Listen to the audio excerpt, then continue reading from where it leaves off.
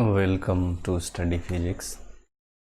आज के लेक्चर में हम लोग चैप्टर 31 के सॉल्यूशन को देखेंगे। तो चैप्टर 31 हम लोग कंटिन्यू करेंगे और आज का हमारा फर्स्ट क्वेश्चन होगा 21 अप टू 20 हमारा हो चुका है।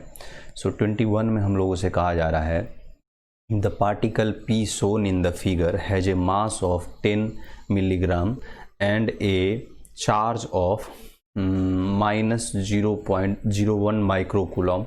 Each plate has a surface area 100 centimeter square on one side. What potential difference V should be applied to the combination to hold the particle in equilibrium? तो देखिए हमारे पास एक picture है, पहले हम लोग उसको ड्रॉ कर लेते हैं, फिर बाद में प्रॉब्लम को समझते हैं। तो यहाँ पर ये हमारे पास दो कैपेसिटर्स है और इनके बीच में एक पोटेंशियल लगाया गया है, बैटरी लगाया गया है, दैट इज़ हमारा V वोल्ट का है। और इसका जो कैपेसिटेंस है दैट इज़ हमारा 0.04 माइक्रोफेराड और इसका भी देखिए इक्विवेलेंट है, सो 0.04 माइक्रोफेराड। अब इस प्रॉब्लम में हमसे ये कहा जा रहा है कि यहाँ पर इनसाइड एक पार्टिकल P है जिसका की चार्ज जो है दैट इज़ हमारा नेगेटिव ऑफ 0.04 माइक्रोफेराड। तो इस तरह से एक पार्टिकल है जिसका चार्ज जो है 0.04 माइक्रोफेराड है। तो हम लोगों से कहा जा रहा है what potential difference should be applied to the combination to hold the particle to be in equilibrium.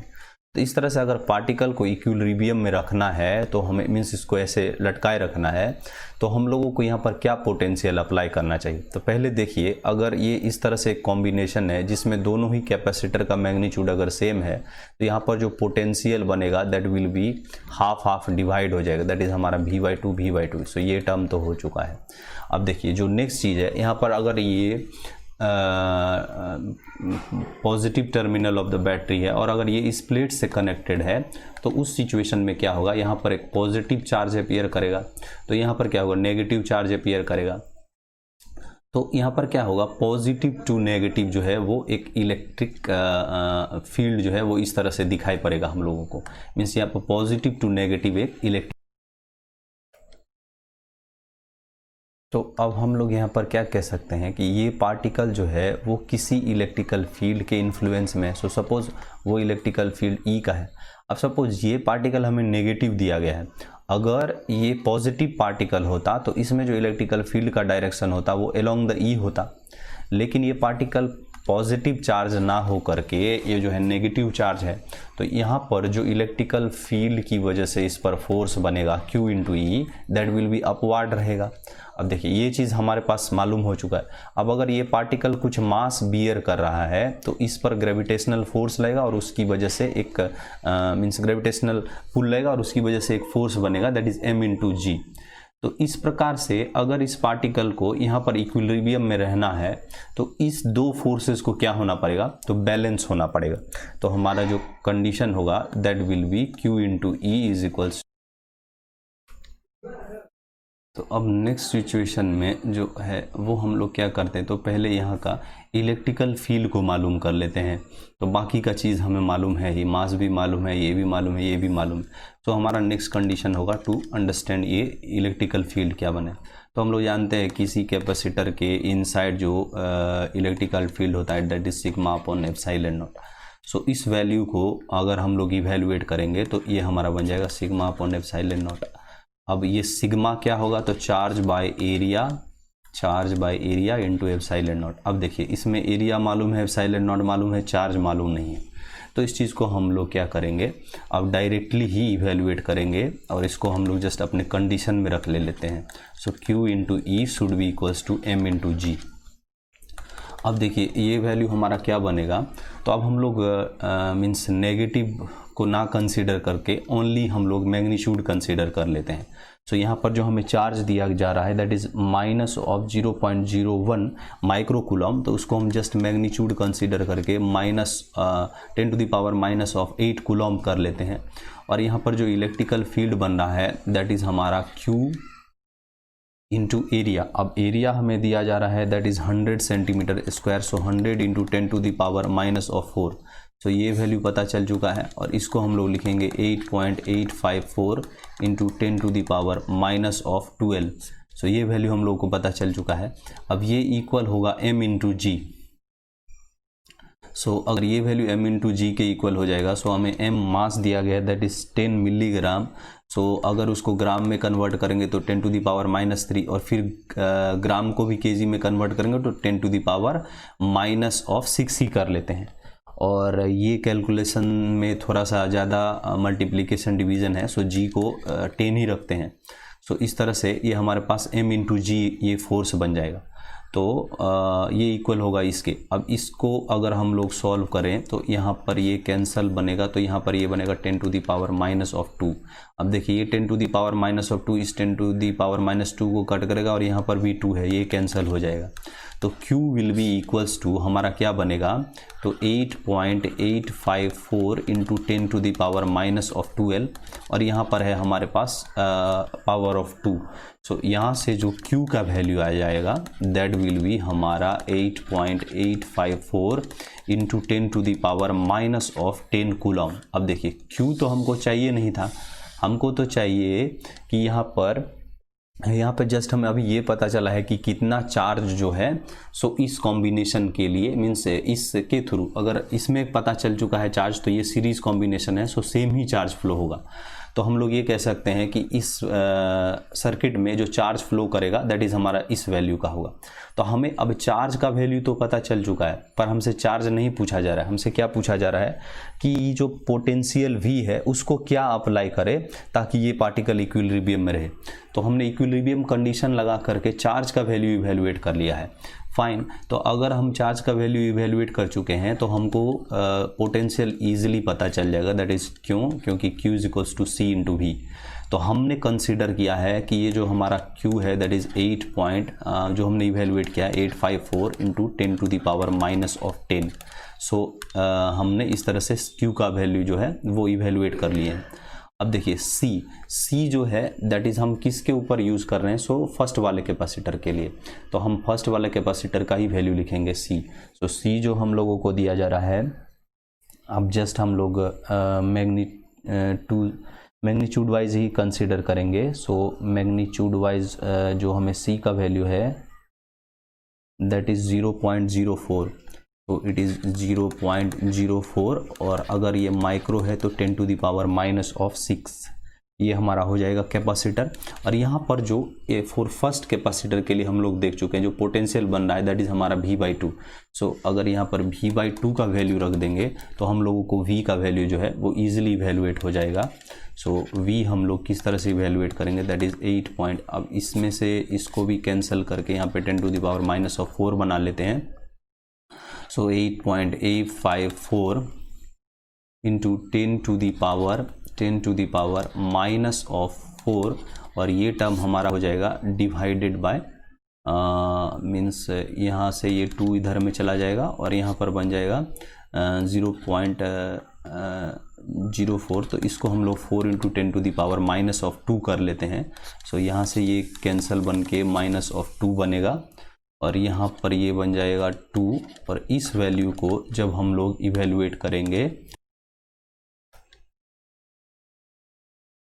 सो ये जो वैल्यू आ रहा है दैट मीन्स हमारा ये value that is 4.427 into 10 to the power -12 volt. अब अगर इसको अप्रॉक्स करेंगे तो ये अप्रॉक्स 44 मिली वोल्ट हो रहा है। अब आंसर में जो है वो हमें दिया जा रहा है 43 मिली वोल्ट के approx. So this is 43 millivolt. So just हमने G का वैल्यू जो 10 लिया है उसकी वजह से ये थोड़ा डेटा जो है वो शिफ्ट हो रहा है, अदरवाइज कॉन्सेप्ट सेम है। सो जस्ट मैंने अगर 10 लेकर किया है तो आप 9.8 लेकर के इसे ट्राई कर सकते हो। जो नेक्स्ट है दैट इज़ हमारा 22। सो 22 में हम लोगों से कहा जा रहा है both capacitor shown in figure are made of square plates of edge A। The separation between the plates of capacitors are D1 and D2 as shown in the figure। सो पहले हम लोग इस डायग्राम को देख लेते हैं। सो यहाँ पर हमारे पास एक 2 कैपेसिटर है कुछ इस तरह से, इनका सेपरेशन D1 दिया जा रहा है, इसका D2 दिया जा रहा है और इसको इस तरह से ज्वाइन किया हुआ है। देन ये कोई A पॉइंट है और B पॉइंट है, इन 2 पॉइंट्स के बीच में हमारा जो है वो कैपेसिटर है। देन हमने कहा जा रहा है a potential difference B is applied between the points A and B। So यहाँ पर सपोज कोई पोटेंशियल अप्लाई किया जा रहा है in between A to B, तो इस तरह से एक पोटेंशियल सपोज यहाँ पर अप्लाई किया जा रहा है। देन हम लोगों से कहा जा रहा है an electron is projected between the plates of upper plate capacitor along the central line. तो ये जो अपर कैपेसिटर है इसके सेंट्रल लाइन से यहाँ से किसी इलेक्ट्रॉन को जो है वो प्रोजेक्ट किया जा रहा है। देन कहा जा रहा है with what minimum speed should the electron be projected so that it does not collide with any of the plate, consider only the electric force। तो यहाँ पर देखिए, यहाँ पे हम लोगों से ये कहा जा रहा है कि इस तरह से एक बैटरी है जो इस 2 कैपेसिटर के बीच में ज्वाइन किया गया है और यहाँ पर से किसी इलेक्ट्रॉन को प्रोजेक्ट किया गया है। तो कहा जा रहा है कि क्या ऐसा मिनिमम वेलोसिटी दे, सपोज ये v वेलोसिटी से अगर हमने इसको प्रोजेक्ट किए तो क्या इसको मिनिमम वेलोसिटी दे ताकि ये किसी भी प्लेट को बिना टच किए बाहर आएगा। तो इसे समझने के लिए हम लोग थोड़ा सा ये चीज़ केयर करते हैं कि यहाँ पे देखिए ये positive terminal of the battery से अगर कनेक्टेड है, अगेन प्रीवियस प्रॉब्लम की तरह ही, तो यहाँ पर क्या होगा, एक जो है वो पॉजिटिव चार्ज अपीयर करेगा। तो यहाँ पर जो इलेक्ट्रॉन को प्रोजेक्ट किया जाएगा तो वो टुवर्ड्स इस प्लेट की तरफ जो है वो अपना मोशन करेगा और वो कुछ इस तरह से पास हो जाए, किसी प्लेट को ना टच करे।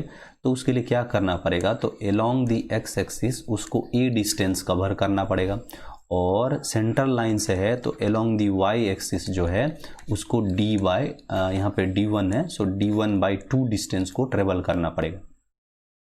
अब देखिए प्रीवियस प्रॉब्लम में हमारे पास जब कैपेसिटर सेम था तो हम लोग पोटेंशियल को डिवाइड कर लेते थे और जस्ट हम अपना आइडिया कर लेते थे, पर यहाँ पर क्या होगा, पोटेंशियल सेम मीन्स v/2 ना होके v' और v" सपोज इस तरह से बन रहा होगा।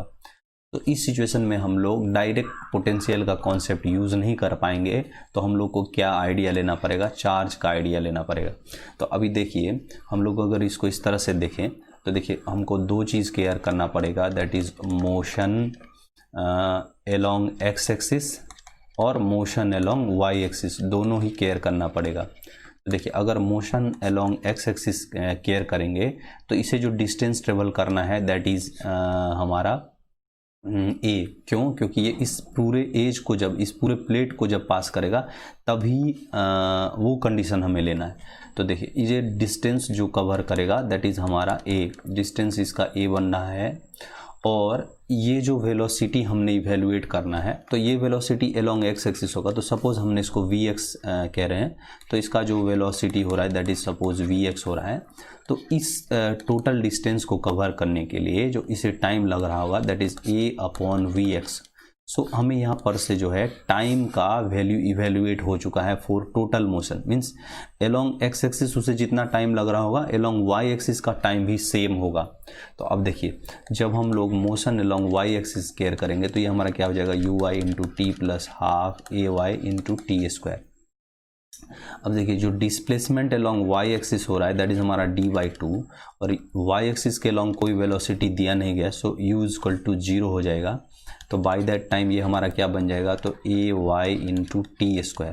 अब देखिए यहाँ से हाफ कैंसल बनेगा तो यहाँ पे हम लोग को t का वैल्यू भी मालूम है तो हम लोग क्या कह सकते हैं, सो d1 = ay × t का वैल्यू जब मालूम है तो इसको लिख सकते हैं a² / vx का स्क्वायर। तो यहाँ पर से अगर vx का वैल्यू इवेलुएट करना होगा तो ये हमारा हो जाता है ay²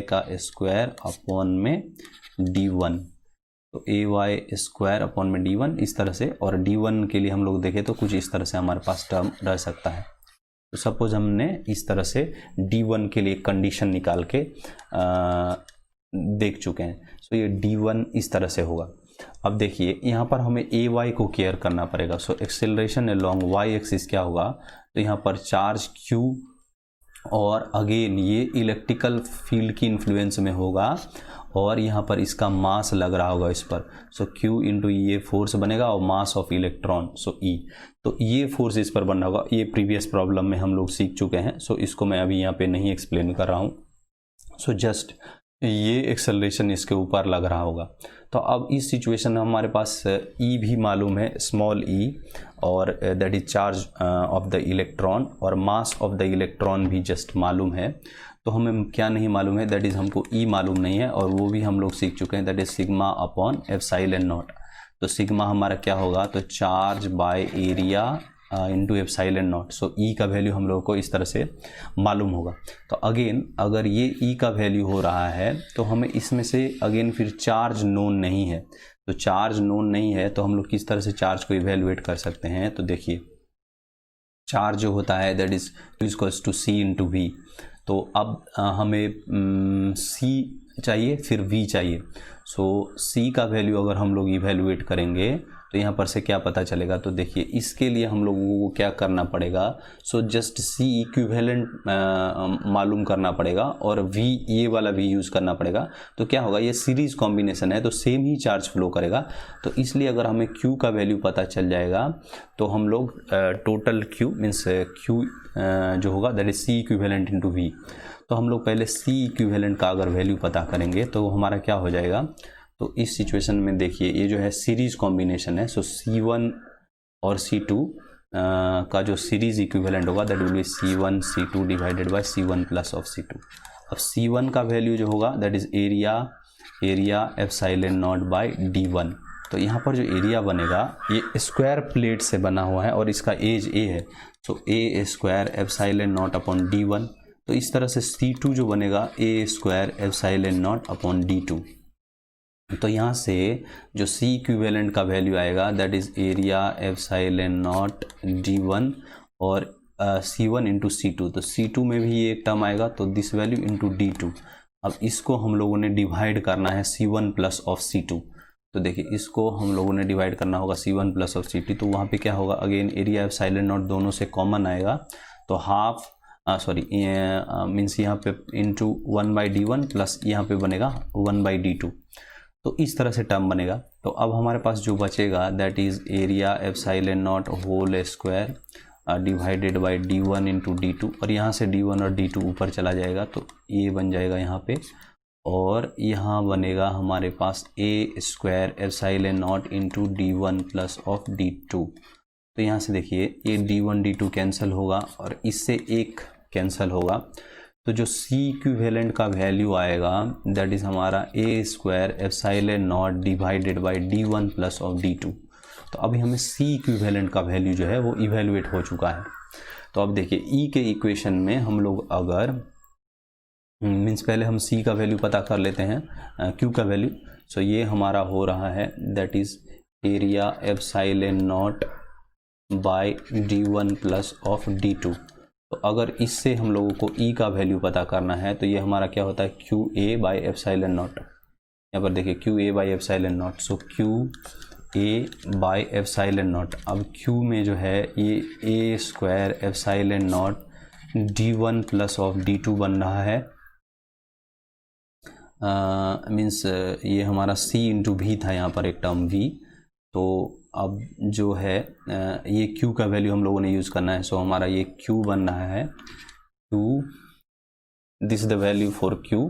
so divided by A into epsilon not. So again A क्या होगा, तो A जस्ट इसका स्क्वायर बनेगा, एज के लेंथ का स्क्वायर बनेगा और एक एप्सिलॉन नॉट पहले से है। सो यहाँ पर जो टर्म बनेगा दैट इज़ फॉर E के लिए हमारा बनेगा V upon D1 plus of D2। So V upon D1 plus of D2 ये हमारा E का वैल्यू हो जाता है। अब देखिए इस E के वैल्यू को हम लोगों ने एक्सेलरेशन इवेल्युएट करने के लिए जब यूज़ करेंगे तो हमारे पास क्या बनेगा, so AY। So let us change colour. So AY हमारा क्या बन रहा था, तो E बाई में यहाँ पर बन रहा था M। तो E बाई में ME। तो ये हमारा क्या बनेगा, E into V divided by D1 plus of D2 into M। सो हम लोगों को ए वाई का वैल्यू पता चल चुका है। तो अब हम लोग क्या कहते थे, d1/2 is equals to half a Y into T square. So यहाँ पर से देखिए हाफ हाफ कैंसिल हो जाएगा, तो d1 इक्वल हो जाएगा हमारा E V upon M d1 plus of d2 into ये हमारा v जो था वो क्या हो रहा था, मीन्स t जो था वो क्या हो रहा था, तो इसको हम लोग along the x axis calculate कर रहे थे, तो x अपॉन वी एक्स हो रहा था और x a था और ये हमारा v x ले रहे हैं। तो ये हमारा हो रहा है क्या, तो देखिए a square by V X का स्क्वायर। तो यहाँ से अगर हम लोगों ने वी एक्स का वैल्यू इवेल्युएट करना होगा, तो वी एक्स स्क्वायर का जो वैल्यू आएगा that will be E V A square upon m into d1 और ये वैल्यू हो जाएगा d1 प्लस ऑफ d2।